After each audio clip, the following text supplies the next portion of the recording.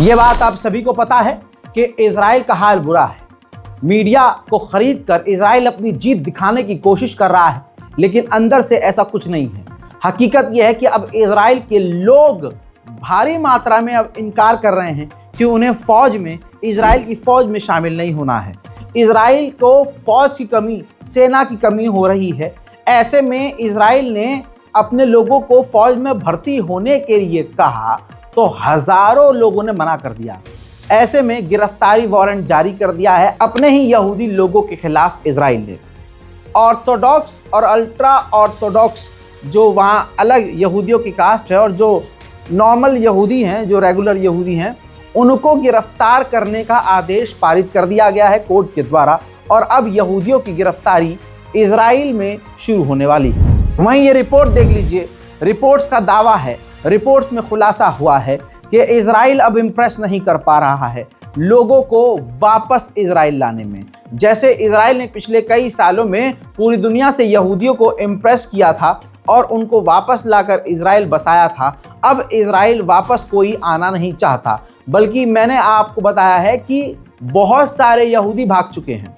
वो तो आ नहीं रहे, बल्कि दूसरे लोग, यानी जो कभी इजराइल नहीं आए, बहुत पहले जा चुके थे, उनको भी ऑब्वियसली अब इजराइल इम्प्रेस नहीं कर पा रहा है और इजराइल वो आना नहीं चाहते।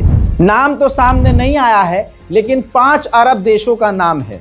उन 5 अरब देशों ने और कुछ पत्रकारों ने अमेरिका को लेटर लिखा है कि जो आप प्लान कर रहे हैं कि गाजा से लोगों को, फिलिस्तीनियों निकाला जाए और फिर वहाँ पर काम किया जाए, मकान बनाया जाए, इसके लिए हम राज़ी नहीं हैं, इस प्लान के हम खिलाफ हैं। इजरायली सर्वे के मुताबिक 55% यहूदी चाहते हैं कि सऊदी अरब से नॉर्मलाइजेशन के बदले डील कर ली जाए 2 स्टेट सॉल्यूशन की। यही मांग सऊदी अरब की भी है। और भी कई इलाकों से गाजा के इजराइल जो है पीछे हटा है, जिसके बाद हज़ारों की तादाद में उजड़े हुए और परेशान हो चुके, अपनों को खो चुके लोग अपने मकानों के खंडर पर वापस लौट रहे हैं।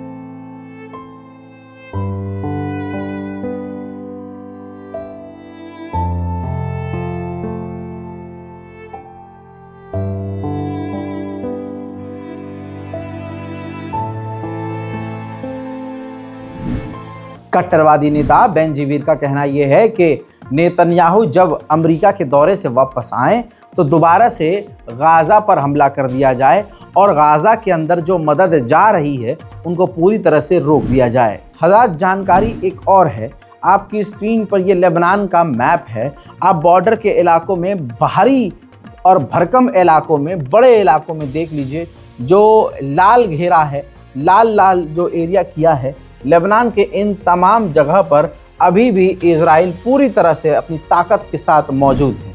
मेरे दोस्तों, लेबनान की एक स्पेशल टीम, एनवॉय और यूएन के कुछ ऑफिशियल्स मिलकर एक साथ ईरान जाने वाले हैं हिजबुल्लाह को मनाने के लिए कि वो सीज़ फायर पर फिक्स रहे, सीज़ फायर पर ही रहे और लेबनान की तरफ से कोई हरकत न की जाए। अमेरिकी इंटेलिजेंस रिपोर्ट से बड़ा खुलासा हुआ और बताया है इंटेलिजेंस रिपोर्ट के अंदर कि ईरान के न्यूक्लियर वैज्ञानिक कुछ इस तरह से काम कर रहे हैं कि अगर उनके लीडर ने कह दिया कि परमाणु बम बना लो तो वो कुछ ही दिनों के अंदर परमाणु हथियार बना ले। यानी परमाणु को बनाने के लिए जिन जिन इक्विपमेंट्स और चीज़ों की ज़रूरत होती है उनको टुकड़ों में बनाया जा रहा है और अलग अलग रखा जा रहा है, और जैसे ही आदेश मिलेगा तुरंत उन्हें जोड़कर तुरंत परमाणु हथियार बना लिया जाएगा। इस खुलासे के बाद अमेरिका और इजराइल फिर से सख्ते में पड़ चुके हैं। ऐतिहासिक तस्वीर आ चुकी है, तस्वीर आपके स्क्रीन पर। ईरान की नेवी इतिहास में पहली बार आधिकारिक तौर पर यूएई पहुंच गई है। कहा जा रहा है कि यूएई की नौसेना ईरान के साथ मिलकर ड्रिल कर सकती है। हजरात, वहीं ईरान ने भी रिजेक्ट कर दिया है ये प्रपोजल, जिस प्रपोजल में गाजा के लोगों को गाजा से निकाल कर गाजा को ठीक किया जाएगा। वहीं ईरान के विदेश मंत्रालय के द्वारा कहा गया है कि सीरिया में दुश्मन कामयाब हो गया है और उसके जो गोल थे उसके कामयाब हो गए हैं, पूरे हो चुके हैं। लेकिन ये स्थिति हमेशा नहीं रहेगी, आने वाले समय में सब कुछ फिर से ठीक हो जाएगा। ईरान की आर्मी चीफ और ईरान के IRGC कमांडर के द्वारा बड़ा ऐलान किया गया और कहा गया कि बहुत जल्द हम एक नया ड्रोन कैरियर लॉन्च करने वाले हैं। उधर पाकिस्तान और ईरान के बीच भी अब जो है करीबियां बढ़ रही हैं। आपकी स्क्रीन पर ईरान पहुंची हैं, तस्वीर देखिए, ईरान पहुंची हैं पाकिस्तान की फॉरेन सेक्रेटरी आमना बलोच, जिन्होंने ईरान की गवर्नमेंट ऑफिशियल से साथ ही ईरान के विदेश मंत्री से मुलाकात की है। खबर बहुत क्लियर है, डोनाल्ड ट्रंप से इस वक्त लगातार मुलाकात चल रही है नेतन्याहू की। नेतन्याहू जितने दिन के लिए गया था, अब वो उससे भी ज़्यादा दिन के लिए अब अमेरिका में है, क्योंकि बहुत कुछ पक रहा है। खबर ये है कि सऊदी अरब को लेकर नेतन्याहू ने और ट्रंप प्रशासन ने बात की है। साथ ही इसी बातचीत में ईरान सबसे बड़ा मुद्दा है। खबर ये आ रही है कि डोनाल्ड ट्रंप यानी अमेरिका डायरेक्ट अटैक ईरान पर नहीं करेगा, बल्कि वो तमाम खतरनाक हथियार ईरान के लिए जो होंगे वो अमेरिका इजराइल को देगा, और इजराइल जब हमला करेगा ईरान के न्यूक्लियर साइट पर तो ट्रंप की सरकार पूरी तरह से इजराइल को सपोर्ट करेगी।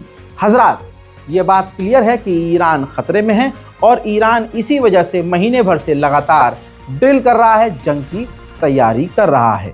और ये भी आपको पहले की रिपोर्ट में बता चुका हूं कि लगभग $2 बिलियन, 1 से 2 बिलियन डॉलर के हथियार डोनाल्ड ट्रंप ने अपनी गवर्नमेंट से कहा है कि नेतन्याहू को यानी इजराइल को दे दिया जाए। वहीं ईरान के वाइस प्रेसिडेंट ने बड़ा बयान दिया और कहा कि 170 सालों से वो हम पर आते थे, हमला करते थे और भाग जाते थे, हम कुछ नहीं कर सकते थे, लेकिन आज के टाइम पर हमारे पास हथियार हैं, ऐसे इक्विपमेंट्स हैं कि अब दुश्मन ऐसा नहीं सोच सकता। उधर अज़रबैजान की डेलीगेशन से ईरान की विदेश मंत्री ने मुलाकात की, ईरानी डेलीगेशन ने मुलाकात करी और चिंता व्यक्त की कि जिस तरह से अज़रबैजान के बॉर्डर पर हलचल हो रही है और अज़रबैजान जिस तरह से इजराइल के करीब है। दोस्तों, इसकी चिंता व्यक्त करते हुए अज़रबैजान को अलर्ट करने की कोशिश की है कि हमारे लिए खतरा मत बनना। IRGC के जनरल सलामी ने कहा है कि हमारी नेवी के पास जो मिसाइलें हैं वो काफ़ी कैपेबल हैं और समुद्र में तैनात होकर हमारी आर्मी नेवी कहीं भी किसी भी दुश्मन के ठिकाने पर उन मिसाइलों से हमला करने के लिए कैपेबल है। ईरान के विदेश मंत्रालय के द्वारा साफ कह दिया गया है कि हमारी बारीक नज़र है नेतन्याहू की और डोनाल्ड ट्रंप की बातचीत पर जो इस वक्त अमेरिका में हो रही है। उधर ईरान, ये देखिए तस्वीर देखिए, ईरान ने समुद्री हथियारों के साथ साथ आज कुछ और नए हथियार दिखाए हैं। समुद्र के अंदर जो माइंस बिछाए जाते हैं उनको तबाह करने वाली टेक्नोलॉजी, युद्धपोत को उड़ा देने वाली टेक्नोलॉजी, खतरनाक से खतरनाक हथियारों के दुश्मनों को तबाह करने वाले हथियार ईरान ने दिखाकर अपने लोगों को यकीन दिला दिया है कि अब ऐसा नहीं होगा कि कोई भी आए और मारकर निकल जाए। इस बार ईरान पूरी तरह से तैयार है। हजरात, कहा जा रहा था कि सीरिया आज़ाद हो गया है। हकीकत यह है कि सीरिया आज़ाद नहीं और बेकार हो गया है, बर्बाद हो गया है। तुर्की अपने मकसद में क्लियर हो गया है। खबर यह है कि पूरी दुनिया में सबसे बड़ा मिलिट्री बेस तुर्की सीरिया में बनाने वाला है। सीरिया के अंदर 2 बड़े बेस बनाएगा। उस बेस की ताकत आप ये समझ लीजिए कि वो इतना बड़ा बेस होगा, एक बेस की बात कर रहा हूँ, इतना बड़ा बेस होगा कि तुर्की वो बेस बनाने के बाद उस बेस पर अपने 50 F-16 फाइटर जेट तैनात कर देगा।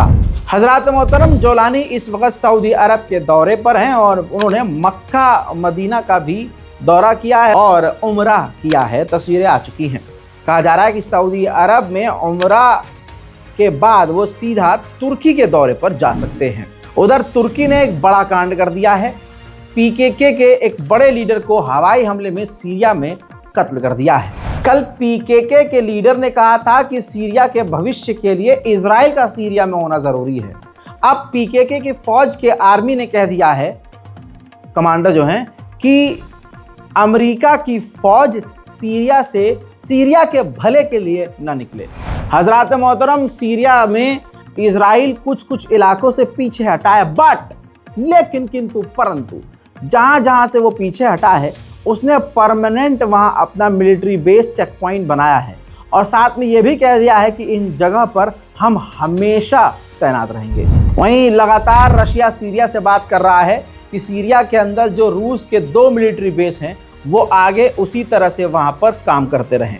पीकेके के आतंकी हमले में सीरिया के मारे जाने वाले लोगों की संख्या बढ़कर 21 से 22 हो गई है। कहा जा रहा है कि और भी मौत की आशंका है, बढ़ सकती है मौतें। अब इस पर जोलानी सरकार ने कहा है कि हम इसका बदला पीकेके से जरूर लेंगे।